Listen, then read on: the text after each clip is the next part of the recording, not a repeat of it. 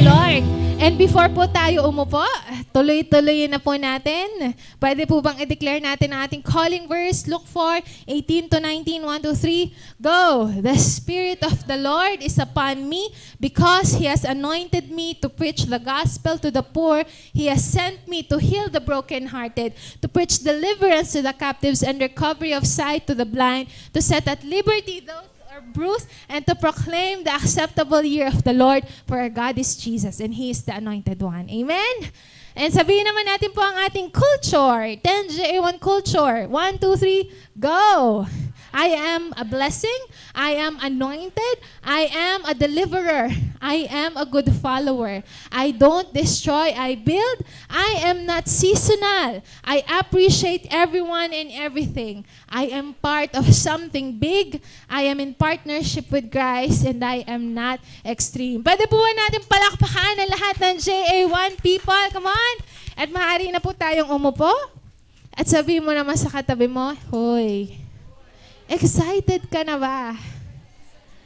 Praise God. Alam niyo po ba, ako po ay excited. Last time pa lang, basta sinabi pa lang sa akin ni Pastor na mag-share daw ako. Sabi ko, ayun, sige, parang may nasa isip na ako. Kaya lang, yung topic na binigay niya, taliwas po dun sa nasa isip ko. Pero nung habang ginagawa po itong teaching, tapos shinare sa akin ni Pastor yung outline, and then kaninang madaling araw, 3 a.m., nagpe-pray ako sa Lord, and nakumpleto po itong teaching. So, before that, meron po bang sa kauna-unahang pagkakataon ay nakarating sa ating church? First-timers! First-timers! Pwede po taas ang kamay? Okay, palakpakan naman po natin ang Lord. Wow! You know, sobrang halaga po na laging may first time, okay? Okay. So, napakahalaga po sa church na meron tayo laging first time kasi ang first timers po ay ating new blood. Yan. And para po sa first timer, pwede po ba taas ulit ang kamay? Pwede po ba taas ulit ang kamay ng mga first times? Okay? And mamaya po, don't forget, lapitan sila. And this is our chance para po makipagkilala. Okay? So welcome po sa Jesus the Anointed One Church. Hindi po ito religion, but instead what we're promoting is relationship with Jesus. Okay? Sabihin nyo nga, relationship with Jesus. Okay. So, ito po mga nakaraang week, ang topic po natin is Heart of a Servant. Sino po dito yung nakaranas na simula nung pumasok itong theme na to, tinest siya ng Lord para maging servant. Di ba? Parang biglang, kung kailan pumasok yung tema, biglang may nangyari na may testing. And for the past few weeks, sabi po, even last week, ang pinag-usapan po natin, isa sa pinag-usapan at shinare ng pogi nating pastor. Let it sink in. Pogi nating pastor. Yeah. Bumabawi ako kasi birthday ko last week. Nilibre niya ako sa Manila. Ayan. So, sabi po ng pogi nating pastor, sabi po niya, when we serve, nagkakaroon po ng completeness or fulfillness ng ating heart.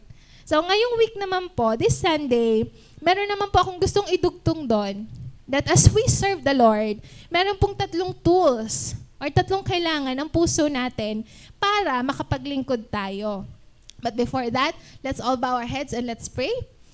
Father God, we thank you for this morning. We are excited sa gagawin mo. Buksan mo ang puso ng bawat isa. Hayaan mo na mataas ka. At gamitin mo ako, Lord, as an extension of your love, your word, and your promise in each and every one. Lord, surround this place with your love. We cancel all distractions, all the works of the enemies cannot penetrate. And we declare you are in this place. We will receive the fullness of your word and power. And Lord, matatapos ito, Lord, na may katagumpayan sa pangalan ni Jesus. Amen. Palakpakan natin ang Lord. Come on. Okay.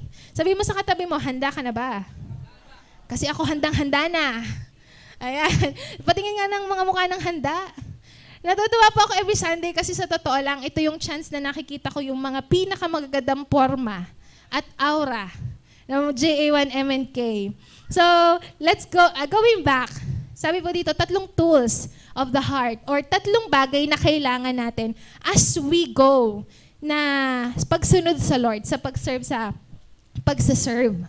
So number 1, Yeah, number 1, kailangan daw po natin, if we are going to serve the Lord, kailangan ang puso natin may taong pinaglilingkuran. Yan. Number 1, kailangan may tao kang pinaglilingkuran. Sabi mo, pinaglilingkuran.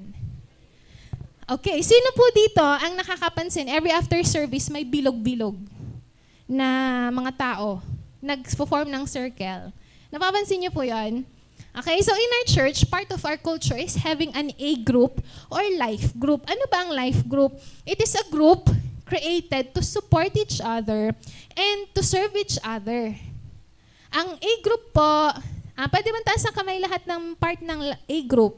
Anointed group. Taas ang kamay. Yung mga may kinabibilangang A group. Oh, that's good, that's good.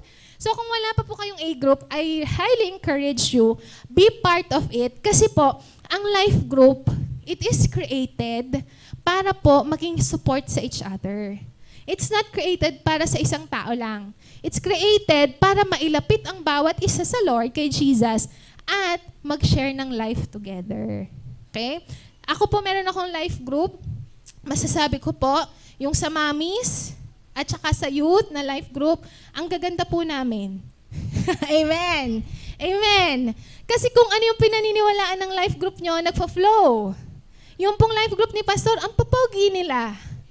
Gusto niyo bang pumogi? Sumama po kayo sa life group. Yung life group ng mga life groups ko, napakagaganda din. Yung life group naman ng iba natin, anointed naman sa deliverance. So may kanya-kanya pong life group, may kanya-kanya din kayong culture, kasi po, life group is doing life together.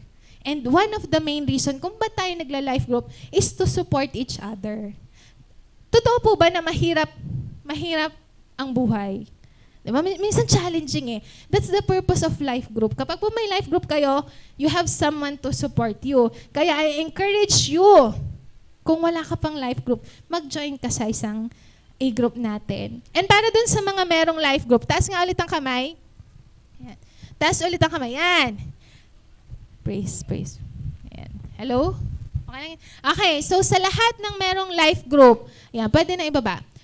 Happy po ba kayo sa life group nyo? Do you feel blessed? Do you feel blessed na kayo po ay may life group? Blessed ba kayo sa life group leader? Ayan, o ilibre nyo ang life group leader nyo mamaya. Okay, happy ba kayo na merong nag-aalaga sa inyo? Are you happy that there's someone who will chat you na, uy, ba't ganyan ang story mo? Ba't ganyan ang iyong note sa messenger? Kumusta ka? Masaya ba na may ganon? Diba? Because sometimes sa bahay, sa school, sa work, hindi naman natin yun na-experience eh. Pero you know what? Alam nyo, mas masaya kapag may isinama ka na isa pa galing sa labas na friend mo.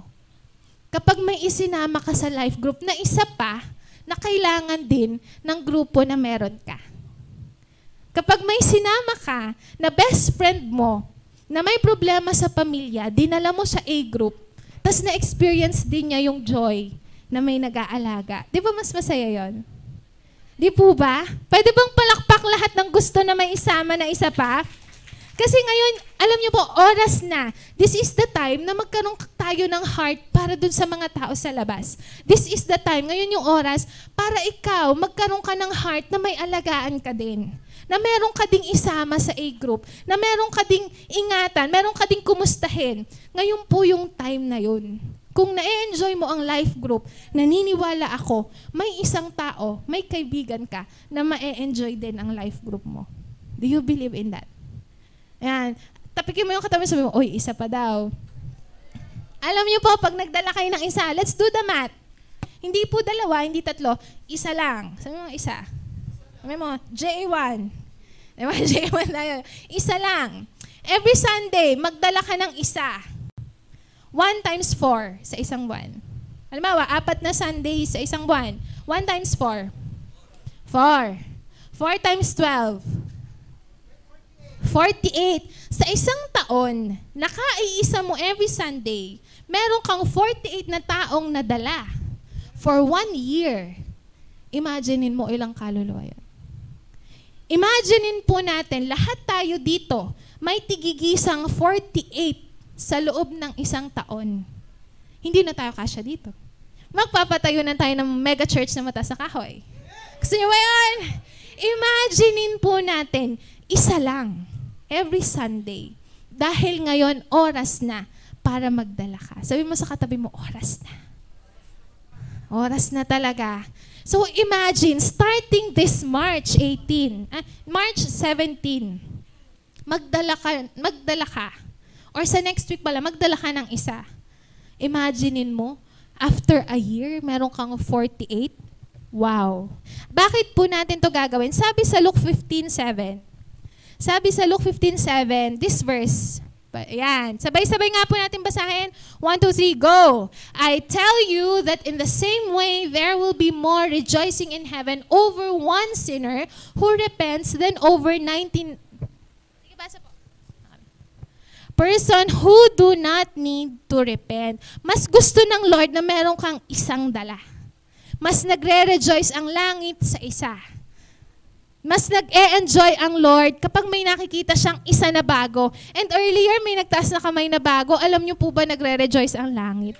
Nagpapalakpakan ng mga angels. That's why it's very important na laging merong bago. Kasi gusto ng Lord yon. Laging may isa dahil ang puso ng Lord ay nasa lost. Ang puso ng Lord ay nasa kaibigan mo na hindi pa siya kilala. Ayan. Yan. Ito na mga pangmalakasan nating backup sa sounds. Okay. So, gusto ko lang pong i-share itong testimony sa buhay po ng aking alaga, na aking life group. Pwede ba natin i-flash? Yan. Nandiyan ba si Gloria? Kasi galing siyang work. Sa totoo lang po, grabe yung schedule ng batang yon. Starting Friday hanggang Saturday. Friday, may klase. Saturday ng gabi, mag-work, magdamag. And then morning, may activity kami dito po. And then afternoon, pipilitin ng mag-life group sa gabi. And then, mag-work ulit ng Saturday ng gabi. Tapos, diretsyo ng church kapag kaya pa ng katawan niya ng 10 a.m. Pero pag hindi niya na po kaya, nagsasabi po yun. And you know, for the longest time, excuse po niya ang work. Excuse po niya ang trabaho kung bakit hindi siya makapag-serve sa Lord. Pero dumating ang time na Lord na nagsabi sa kanya, "Nanak, oras na. Oras na. Mag-start ka na ng life group." And you know, God is using her right now. Meron po siyang life group. And the Lord, palakpakan po natin ng Lord, biyaya po ng Lord. She's moving in inner healing and deliverance. Nakakatuwa po. Kung gusto niyo po magpa-pray, lapit lang po kayo sa mga life group ko. Yan na, mga life group ko. Taas ang kamay ng mga life group ko po. Yan. Lapit lang po kayo sa kanila. We are moving in inner healing and deliverance just like Ate Gloria. You know, the Lord is moving kasi oras na. Oras niya na to lead, di ba? Another one, si Kuya. Dadan! Ayan. Alam niyo po ba si Kuya Dom, na-meet po namin yan. Ano lang yan, easy go, lucky lang yan. Pumupunta lang yan sa church ng simple lang, okay. Tapos until time na nadala niya ang kapatid niya, nadala niya ang dalawa niyang kapatid, tapos until time na nagka-heart, nagka-puso, and sabi na Lord, "Nak, oras mo na para mag-serve." And you know, grabe po ang move ng Lord sa children. Kahapon, we have a big day here. Nakakatuwa po yung respect na pinapakita sa kanya ng mga bata. Why? Because nagkaroon po siya ng heart to serve. So, sabihin mo sa katabi mo, baka oras mo na. Ito na, oras na. Okay, so that's number 1. Number 1, kailangan may tao kang paglilingkuran. Number 2, it moves to number 2, kailangan malinaw sa'yo kung ano bang ginawa ni Jesus. Dapat malinaw sa'yo ano ba yung good news, ano po ba yung salvation. Sabi po sa John 3:16, ito po ang heart ng Bible. Ito ang pinakang puso ng Bible. For God so loved the world that He gave His only begotten Son, that whosoever believes in Him should not perish but have eternal life. Sobrang mahal ng Lord ang mundo, kaya nagsakripisyo siya na ibigay si Jesus Christ para sa iyo at para sa akin. Tingnan mo yung katabi mo. Yan. May nagmamahal dyan. Yung kinilig naman. Nandito tayo dahil po nagmamahal sa atin si Jesus. And lahat po ito, biyaya po ito ng Lord. Even yung ability po para mag-serve, biyaya po ito ng Lord. Hindi po dahil sa galing at kung talento ng kung sino man. And mahalaga po, nandito tayo. Pero mahalaga din na alalahanin natin yung sakripisyo na ginawa ni Jesus. Sino po ba dito nag-sacrifice na? Sorry. Nagparaya na sa ngalan ng pag-ibig. Yung mga gusto nyo, no? Alam niyo po, ako po ay nag-grow up na 6 kami magkakapatid.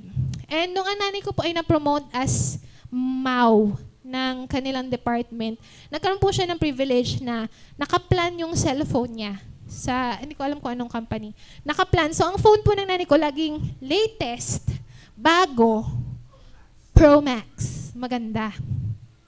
Tapos, noong time po na yun, siguro 3 years ago, dahil ang phone po nanay ko, binibigay ay sa mga bunso kong kapatid. Sabi ko, Nay, baka naman pwedeng, yung bago pa that time, iPhone 11 Pro Max mo, baka naman pwedeng after 2 years, pag magpapalit ka, akin na lang.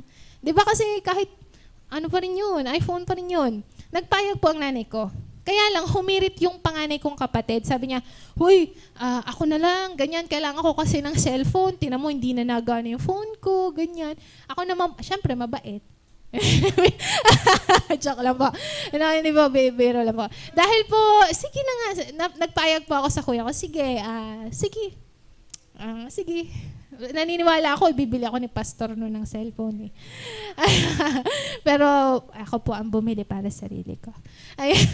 Pero madalit sabi po, pumayag po ako sa kuya ko, sige, ako na dun sa sunod na cellphone. Nag-antay po ulit ako ng panibagong 2 years. And you know, nito po 2 years, sabi naman ng isa kong kapatid, si Pastora Rosan, ate, ako na lang.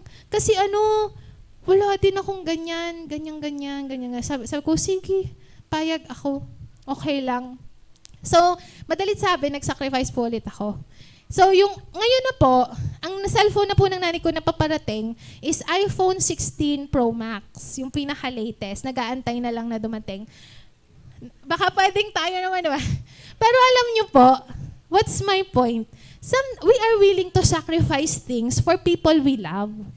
Diba? Okay lang yun. Sige, sakripisyo natin. Bakit? Mahal mo eh. Willing kang magsakripisyo ng pera, ng oras, ng iPhone. Ano pa yung nasasakripisyo natin? Magbigay nga kayo ng sinasakripisyo. Emosyon, ano pa? Luha, desisyon, oras. Ano pa yung sinasakripisyo natin para sa mga mahal natin? Ang dami-dami natin kayang isakripisyo. Damit. Yeah. Pero ano pong point? Si Jesus, hindi po siya nagsakripisyo ng oras lang.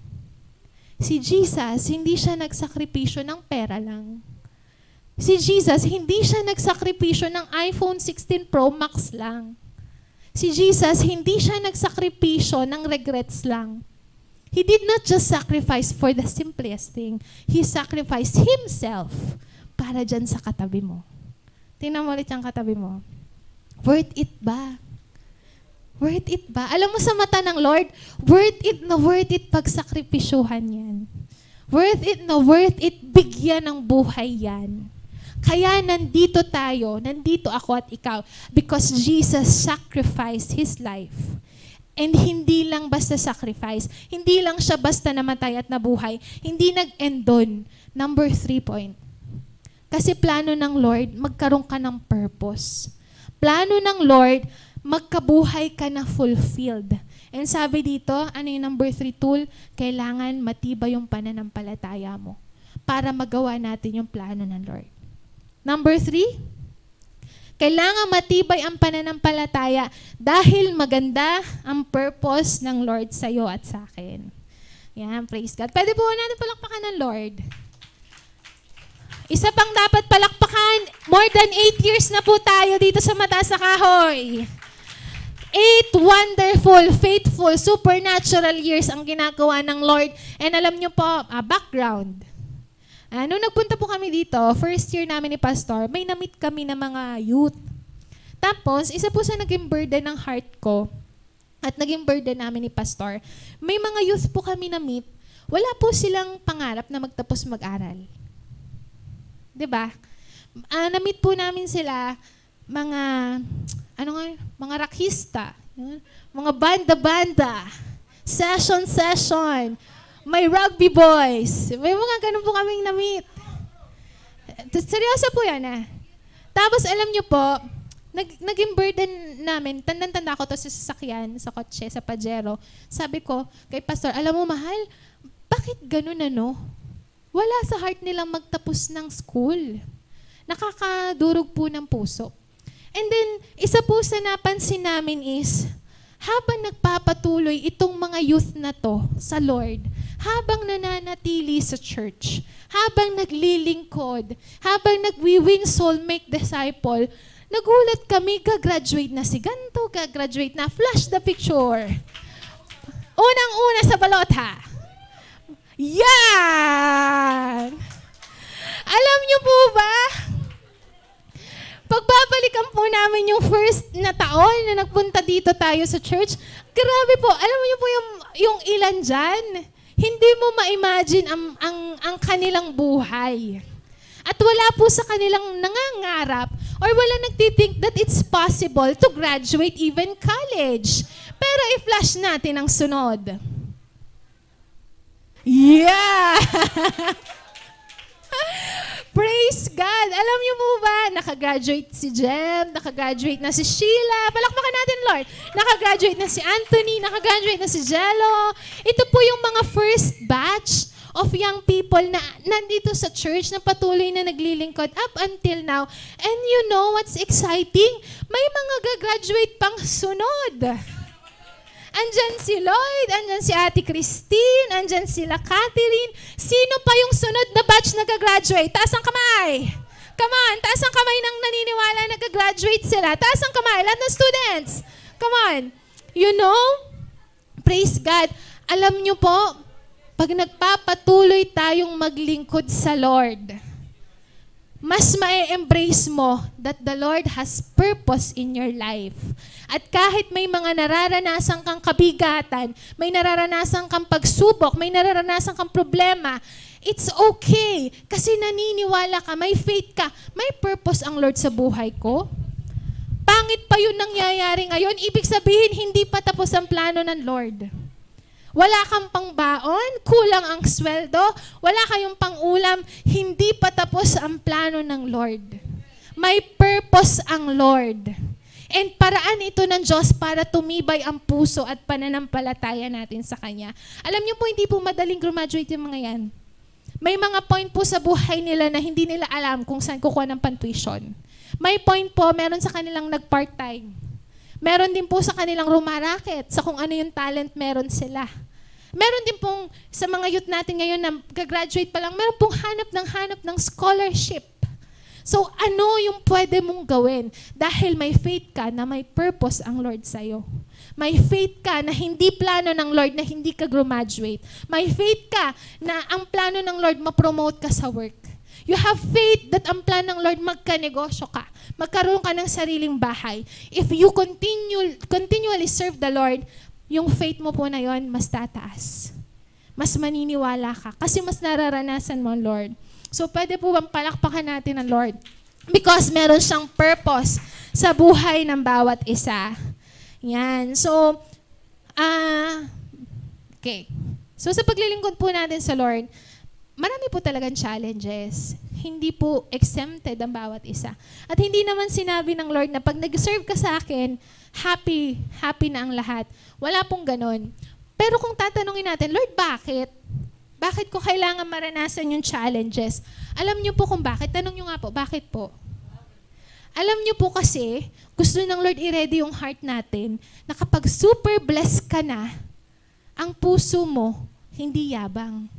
Ang puso mo hindi kasakiman. Ang puso mo hindi sarili.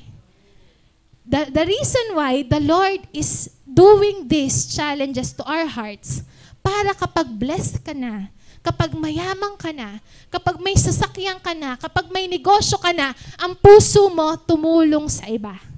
Ang puso mo mag-serve sa nangangailangan. Ang puso mo mag-serve sa church. Ang puso mo mag-serve sa life group. Kaya po kailangan maranasan natin yan. So kung dito naniniwala ka that darating ang time, the Lord will bless you mightily. At ngayon tinetrain ka lang na Lord, palakpakan mo ang Lord at pasalamatan mo siya. Come on! Last point ko po ito. Ang opposite po ng faith ay hindi fear, hindi doubt,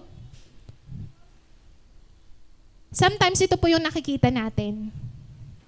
Ang opposite po ng faith natin, ano ba yung nakikita mo?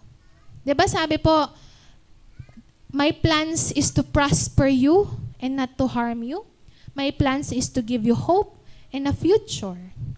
Tingnan mo nga yung bahay mo. Lord, mukha ba itong ka-prosper? Tingnan mo nga yung wallet mo. Buksan mo, Lord, mukha ba yung wallet ko na my plans are to prosper you and not to harm you? Di ba? Parang kabaliktaran. Because the opposite of faith is kung ano po yung nakikita natin sa sitwasyon natin. But you know, alam nyo po, sabi ng Lord, maniwala ka lang. Magpatuloy ka lang. Mag-serve ka lang. And the Lord will bless you in different ways, more than you could ever imagine, more than you could ever expect, more than the person you're expecting to bless you. Magtiwala po tayo sa Lord, wag sa tao. Amen? So ngayon pong umagang ito, patapos na po ako. Gusto ko lang pong i-share yung isa po sa quick experience ko this past few months. Nagpe-pray ako, sabi ko, Lord, bago po ako magka-work, Lord, ano bang plano mo sa akin? Kasi I know you want to bless us.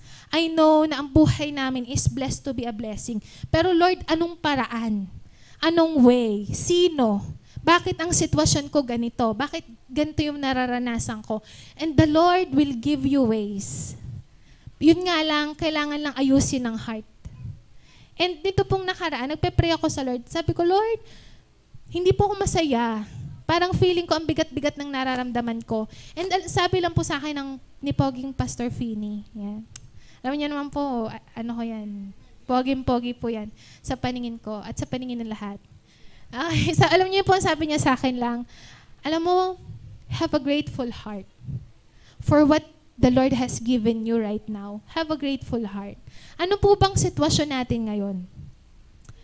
Baka gusto ng Lord na ituro sa atin is to be grateful at magtiwala sa Kanya. Magtiwala sa Kanya na may maganda siyang plano. Meron po ako narinig na isang problem ng youth natin, parang nagpaplano siyang mag-stop ng school. Baka may gusto lang ang Lord na gawin sa iyong heart. Maging grateful yung heart mo at kumilos ka sa kung ano yung kaya mong gawin para makatuloy ka sa school. Ano po ba yung sitwasyon natin ngayon? Baka gusto lang ng Lord, anak, be grateful. You have a family to support you sa sitwasyon na to.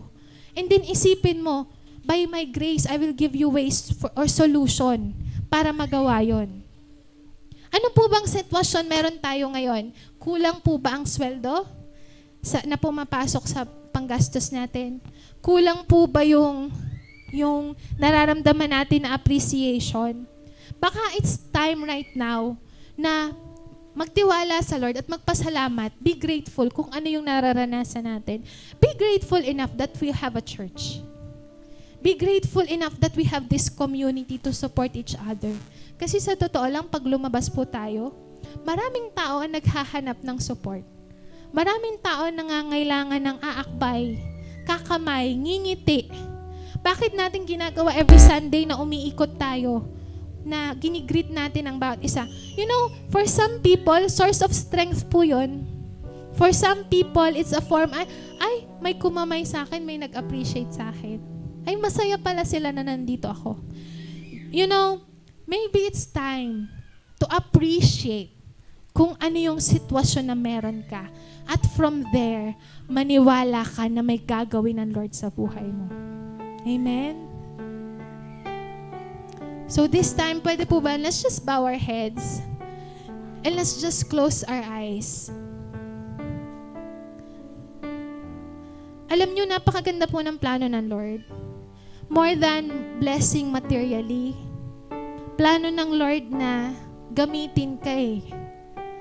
Plano ng Lord na marami pang taong madala dito sa church, sa buhay mo. Pero gusto din ng Lord, magkaroon po tayo ng full na trust sa Kanya at paniniwala sa kung ano yung gagawin niya sa buhay natin.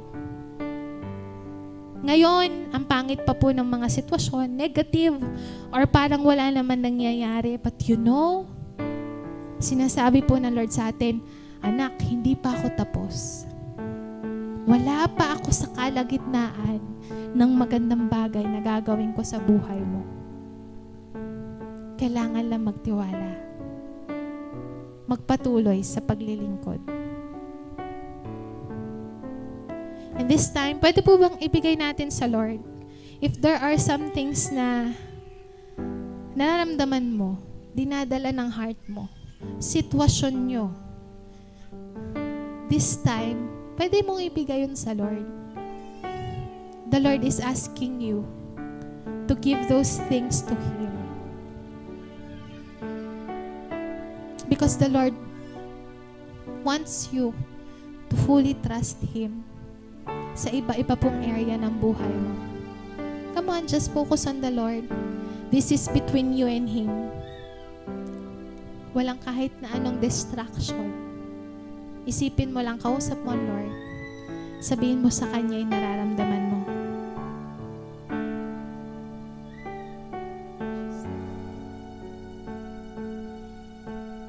Whatever situation, just give it to the Lord. Do you have doubts? Meron ka bang fear? Mukha po bang imposible na maayos? Mukha po bang mahirap na matupad? Sabihin mo lang sa Lord, Lord, ito po. I give it all to you, Lord.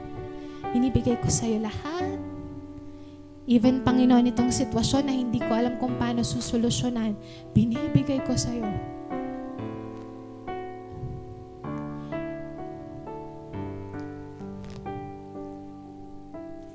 And let the Lord heal you from that. Hayaan mo na, Lord, ang mag-ayos, tanggalin niyang kabigatan at iparamdam sa iyo na, anak, pwede mo akong pagkatiwalaan. I am the God who is in control. I am the God who is in control of every situation. Kayang-kaya ko yan.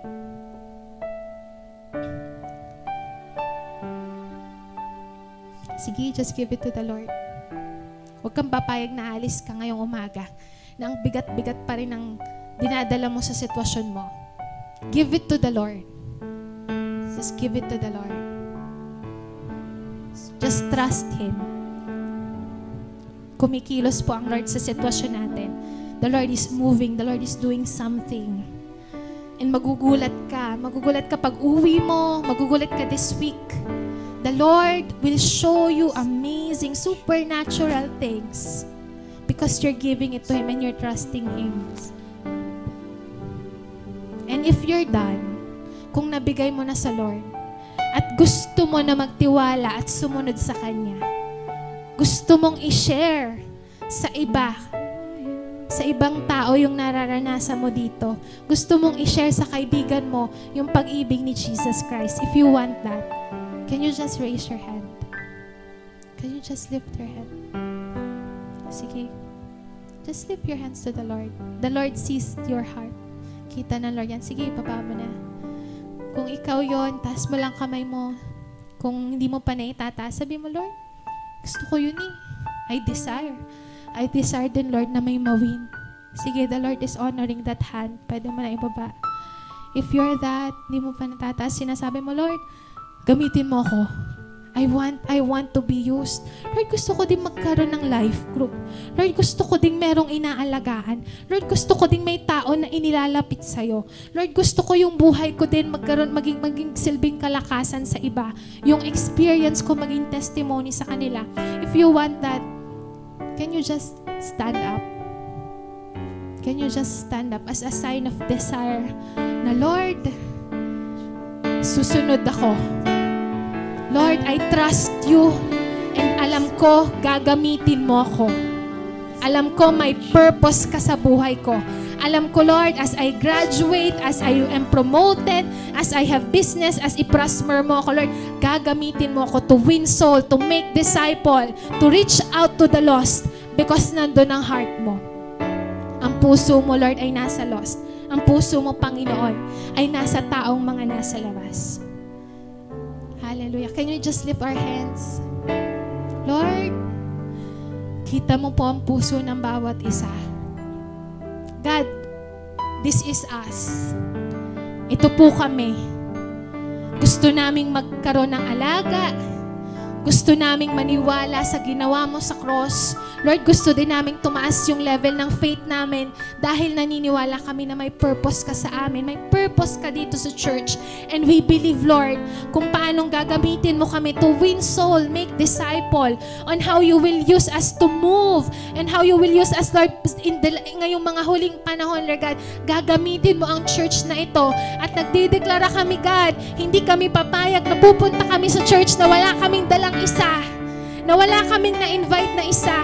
Hindi kami papayag, Lord God, nalilipas ang buwan na to, Panginoon, na hindi namin na-share sa isa yung pag-ibig mo. As we lift our hands, as we stand up, we're showing you, Lord, that we are committed para magdala ng isa para sa'yo, para magbigay ng isa pang kaluluwa, isa pang kaibigan para mapalapit sa'yo. Lord, anoint all the hands that are lifted up. Kulang kami kung wala ka, Lord. Pero by your grace, by what you did on the cross, kayang-kaya naming magdala ng tao papalapit sa'yo. And Lord, right now, as we commit to you, binubuksan namin, Panginoon, ang bintana, ang pintuan ng kalangitan para ibuhos ang hindi mapigilang pagpapala sa iba't ibang aspeto ng aming mga buhay. Nagdedeklara kami, Lord God, ng blessings from the north, from the south, from the east, from the west, Lord. Hahabulin kami, Panginoon, because, Lord, we're declaring GA1MNK has the supernatural blessing. And this year, mararanasan namin yun, Lord, as we win more soul, as we disciple more for you, Jesus. Ikaw, Lord, ang mag-glorify. Lord, seal all of this prayer. And Lord, kinakansela din namin ang gawa, plano ng kaaway. Any deception, any lies, any plans para sirain ang aming mga pamilya, ang aming mga sources of income, Lord, i-rebuke namin yan in the mighty name of Jesus. But we declare, we will live victoriously, Lord God, sa pangalan mo. We offer to you everything. In Jesus' name. Lahat ng servant ng Lord, pumalakpak at magsabi ng Amen.